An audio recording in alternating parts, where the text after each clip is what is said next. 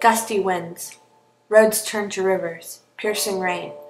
I'm sure you've probably seen these type of images before, on the news, the top-selling magazines, documentary films.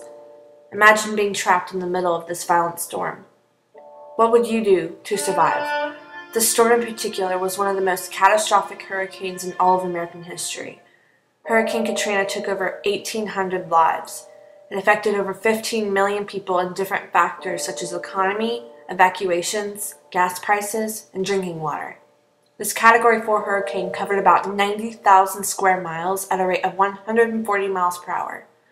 It left people stranded in their homes lacking food, water, electricity, all of the necessities needed to live. Inspiring survival stories have been documented. Interviews have been held, discussing personal obstacles that had to be overcome. Their natural instincts had to be tested. This brings us to the big question. Should you trust your instincts? What instincts did survivors of Hurricane Katrina need to trust in order to survive? How does this relate to what the man to build a fire failed to do in order to survive? Did he trust his instincts? Survival stories of Katrina have flourished all over the internet, but one in particular sparked our interest. A woman named Margie Wilmoth in New Orleans shared her story through a letter. She talked about the struggles that her and her family had to encounter, including her dogs and cats, who were fortunate enough to have a back deck they could stay on once the storm got there. When she found out the storm was coming, Margie, her family, and neighbors all grouped together in Margie's home. They were terrified because they did not know how high the water was going to rise. Once the storm hit, communications were lost, the power was out, and telephone poles were knocked down.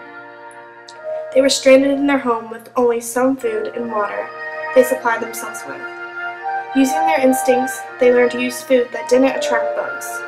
Instead of making coffee each morning, they chewed coffee beans because they did not have power for their coffee maker. Margie had the brilliant idea to use Gatorade for energy. She says in her letter, "We did use Gatorade, we had to. It was so hot day and night, so still, and we sweated so much. Anyway, dry Gatorade was a lifesaver for electrolytes."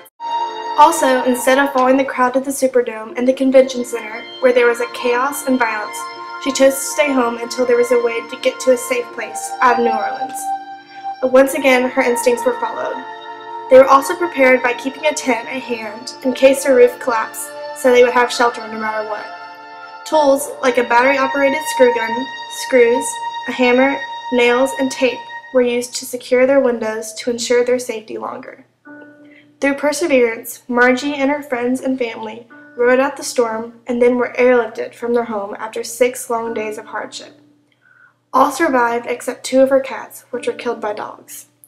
Because they trusted and acted upon their natural instincts, they were able to survive the deadly hurricane. Instincts are typically fixed patterns of behavior in response to certain stimuli. After reading Margie's story, we came to the conclusion that in some cases it's better to follow your instincts than going by the book.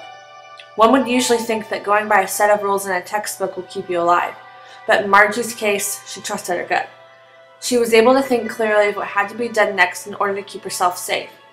The man in To Build a Fire, on the other hand, did not. Instincts play a major factor in Margie's story and in To Build a Fire. In Margie's story, the stimuli that she responded to was the hurricane, and the man's stimuli was the below-freezing temperature in the Yukon. Margie came up with solutions to her problems, thinking logically and alert. The man wandered around without a plan and underestimated how dangerous the cold wilderness was. His bad judgment caused him to make several mistakes that cost him his life. First, he decided to go alone into the wilderness. He did not use his instincts because most people would bring another partner. He then decided to start a fire under a tree. After the melted snow fell into the fire, burning it out, the man and his dog were without their only source of heat. Finally, the man fell through thin ice into freezing water. He chose to run to warm himself up. However, it caused him to lose energy, bringing him closer to death. The man's dog was like Margie in that it also trusted what he thought was the smartest thing to do by running away from the man, having a feeling that he was going to kill him. When it comes down to it, Margie handled Hurricane Katrina much better than the man dealt with the Yukon. Trusting her instincts is a matter of life or death. Margie survived, the man died. So when you think about it, which would you rather do?